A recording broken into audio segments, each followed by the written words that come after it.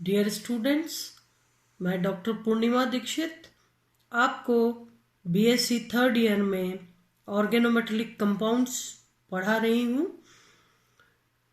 Organometallic compounds में आपको मैंने समझाया था कि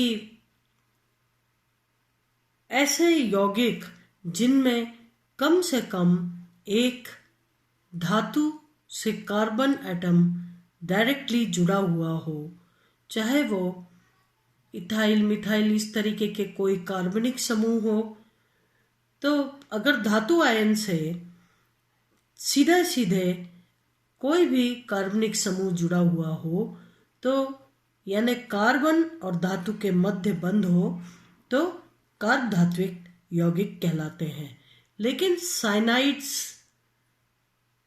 और उसमें शामिल नहीं है, परंतु कार्बन मोनोऑक्साइड या कार्बोनाइल लिगेंड के केस में धातु से जुड़े सीधे कार्बन परमाणु होते हैं और इन्हें कार्बधात्विक यौगिकों में शामिल किया गया है। इसलिए अभी आपने इससे पहले बहुत सारे धातुओं के कार्बधात्विक यौगिक पढ़े, टिन के पढ़े, लिथियम के पढ़े, टाइटेनियम पढ़ा आपने और मरकरी पढ़ा आपने। तो इस तरीके से कई एक पढ़े। अब हम धात्विक कार्बोनाइल पढ़ेंगे जो कि कार्बधात्विक यौगिकों के अंतर्गत आते हैं। धातु तथा कार्बन मोनोऑक्साइड के यौगिकों को धात्विक कार्बोनाइल कहा जाता है। कार्बन मोनोऑक्साइड CO अणु C ट्रिपल बॉन्ड O एक लिगेंड की भांति व्यवहार करता है।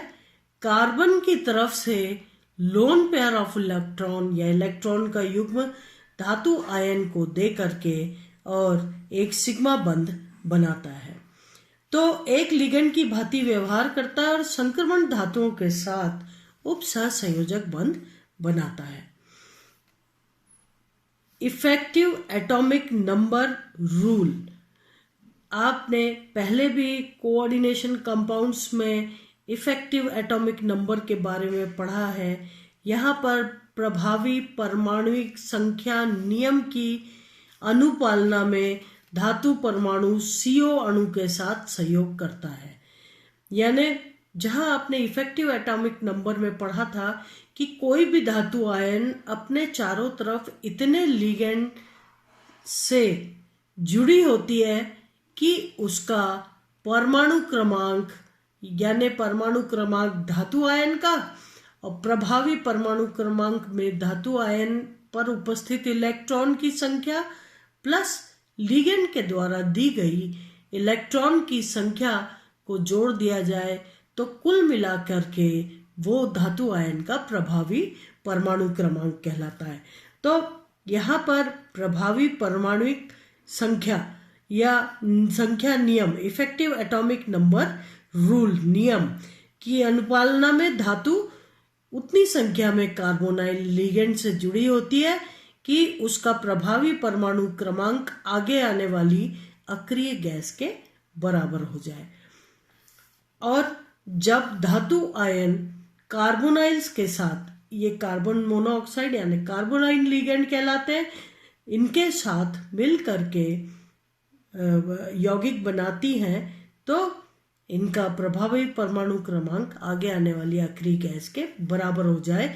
खास बात यह होती है कि कार्बोनाइल्स के साथ धातु आयन 0 ऑक्सीकरण अवस्था में, 0 ऑक्सीकरण अवस्था में भी यौगिक बनाते हैं, कार्बधात्विक यौगिक बनाती हैं।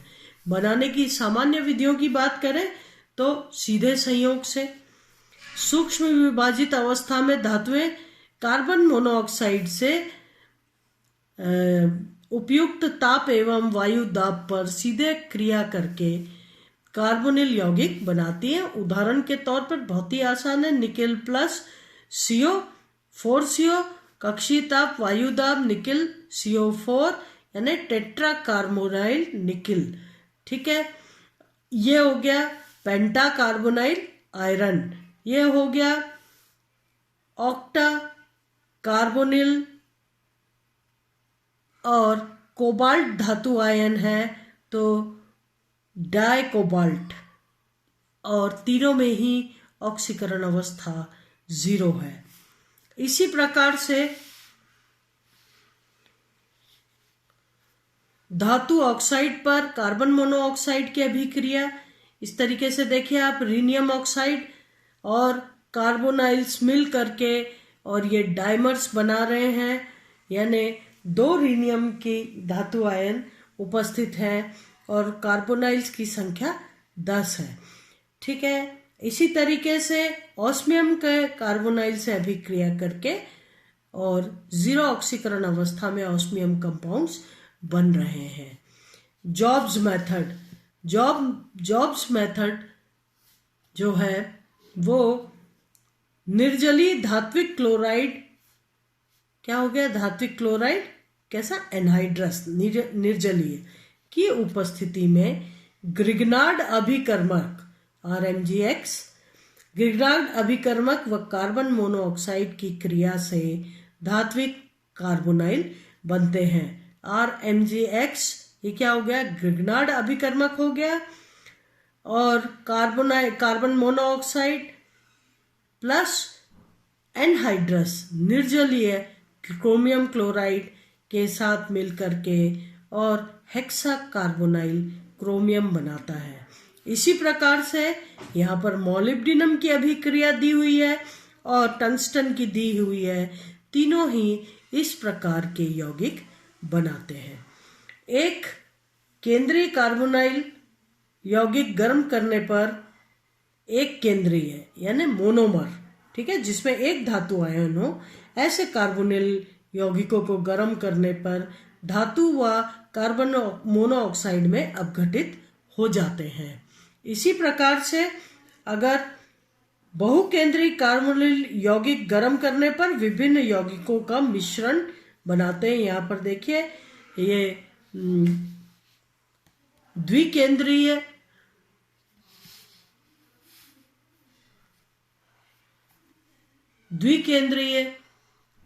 आयरन यौगिक है Fe2CO9, है ना। तो इसमें देखिए जब इसको गर्म करते हैं टेम्परेचर पर, हायर टेम्परेचर पर, ये FeCO5 plus Fe3CO12 plus CO में परिवर्तित हो जाता है। इसी प्रकार से एक केंद्रीय यानी मोनोमर कार्बोनिल यौगिक प्रकाशिक अपघटन फोटोलिसिस करवाने पर बहुकेंद्रीय कार्बोनिल यौगिक बनाते हैं। अन्य धातु लवणों के साथ क्रिया करवाने पर धातु विनिमय हो जाता है, एक्सचेंज, मेटल का एक्सचेंज हो जाता है। तो इस प्रकार से धातु कार्बोनिल के ये सामान्य गुण थे और बनाने की विधि थी। अब यदि संरचना को देखा जाए तो संरचना व धातु कार्बोनिल बंधन की प्रकृति, तो प्रभावी परमाणु संख्या का नियम, यहाँ पर कोई भी धातु प्रभावी परमाणु संख्या के नियम का पालन करती है।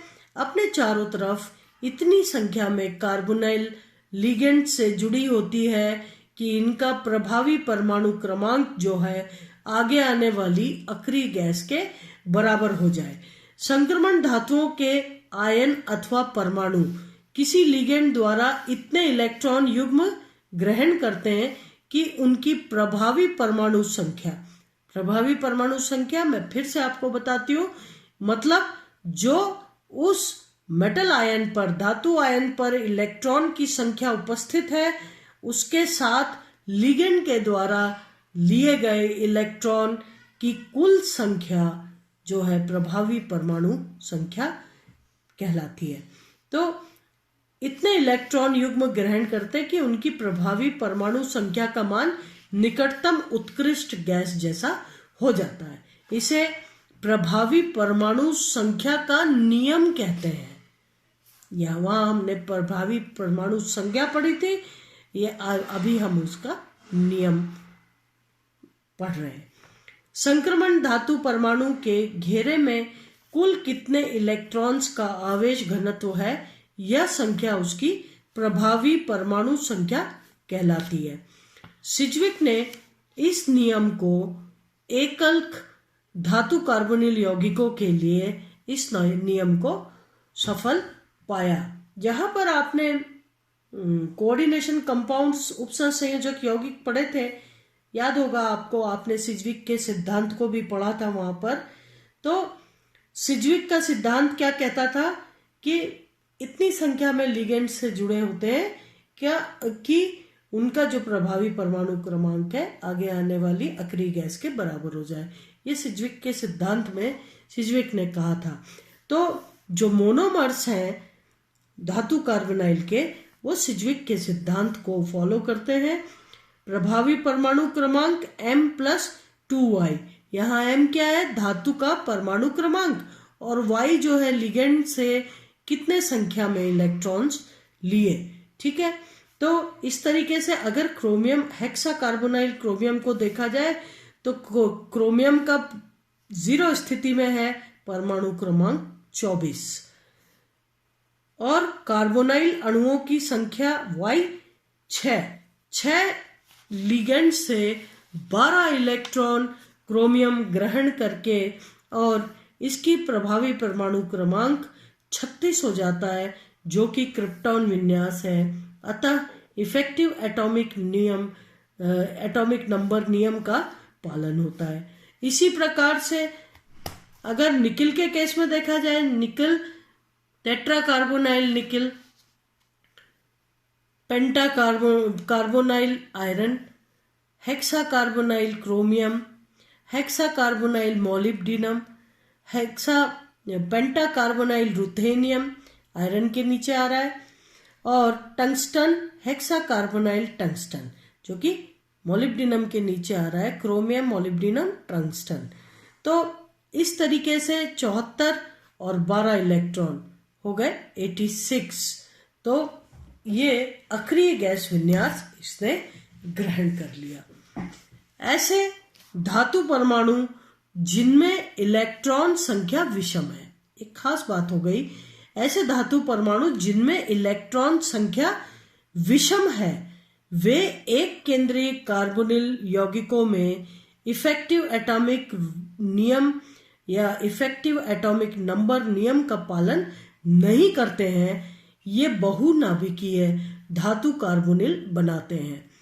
अगर सम संख्या नहीं है धातु पर, विषम संख्या है, तो अंत में एक इलेक्ट्रॉन बच जाता है, वो दूसरे धातु आयन के एक इलेक्ट्रॉन के साथ युग्मित होकर के, और दोनों ही इलेक्ट्रॉन दोनों ही धातु आयन के लिए काम करते हैं, और इस प्रकार से इफेक्टिव एटॉमिक नंबर जो है वो सम संख्या में हो जाता है। तो डाइमर्स बनाते हैं, यानी धातु धातु बंध इसमें बनते हैं। तो ये डाइमर बनाते हैं, ये बहुनाभिकीय धातु कार्बोनिल बनाते हैं। डाइमर, ट्राइमर, टेट्रामर, इसे इसलिए हम कह रहे हैं ये बहुनाभिकीय धातु कार्बोनिल बनाते हैं।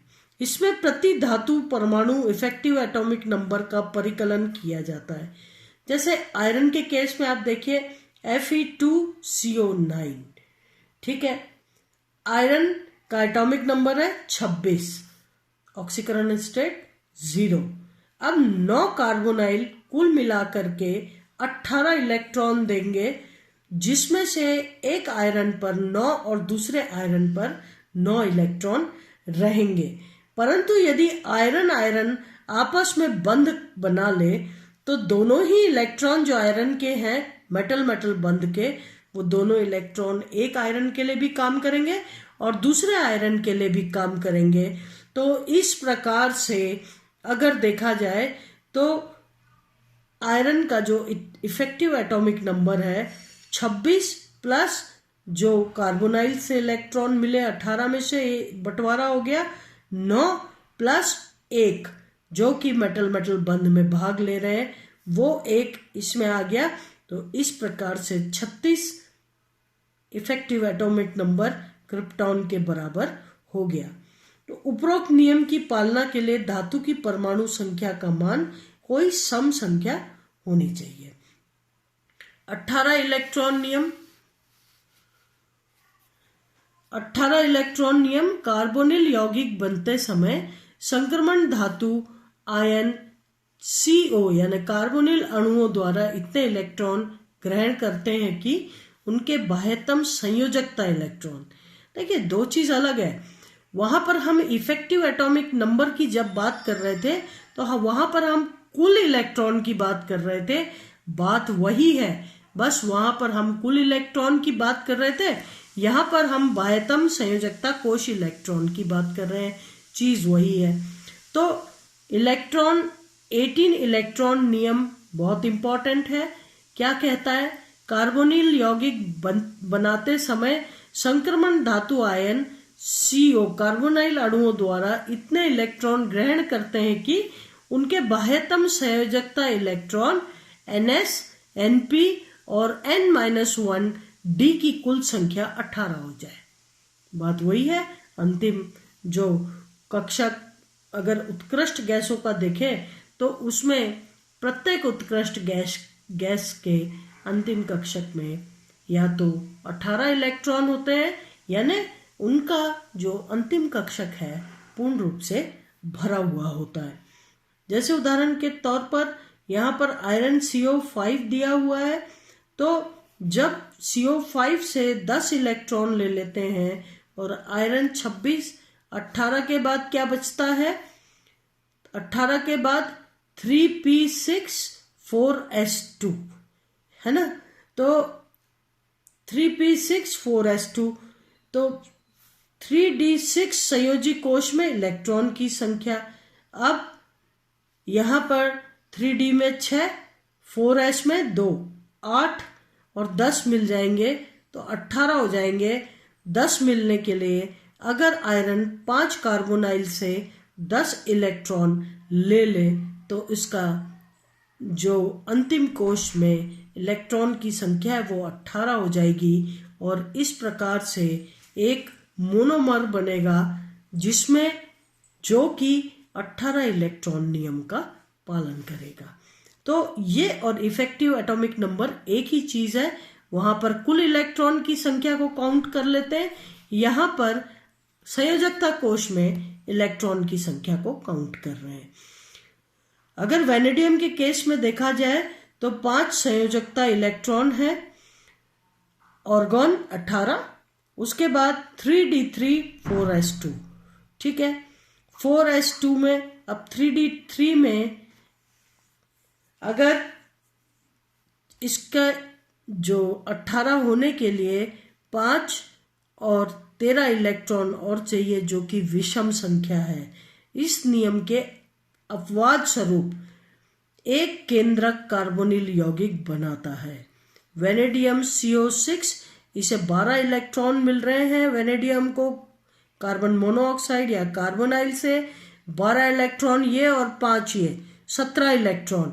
17 इलेक्ट्रॉन होते हुए भी वेनेडियम हेक्सा कार्बोनिल वेनेडियम जो है ये एक स्थायी यौगिक है जो कि एक अपवाद है। अगर हम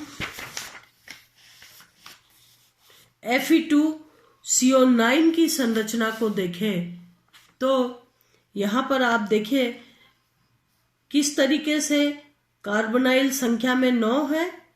आयरन से 3 कार्बोनाइल समूह टर्मिनल लगे हुए हैं, जबकि दूसरे आयरन पर भी 3 कार्बोनाइल समूह टर्मिनल लगे हुए हैं। 3 कार्बोनाइल समूह बचते हैं जो कि दोनों ही आयरन के बीच में ब्रिजिंग लिगेंड की तरह लगे हुए हैं और आयरन आयरन के मध्य मेटेलिक बंध है। इस प्रकार से जैसा कि आपने अभी पढ़ा था कि आयरन के अंतिम संयोजकता कोश में इलेक्ट्रॉन की संख्या हो गई 18 और चूंकि यहाँ पर मेटल मेटल बंध बन गया तो एक इलेक्ट्रॉन दोनों को यहाँ से मिल गया। ये दोनों ही इलेक्ट्रॉन इस आयरन के लिए और इस आयरन के लिए गिने जा रहे हैं और इस प्रकार से 18 इलेक्ट्रॉन नियम का पालन कर रहे हैं। अभी का लेक्चर यहीं पे हम पूरा करते हैं। नेक्स्ट लेक्चर में आगे पढ़ेंगे। धन्यवाद।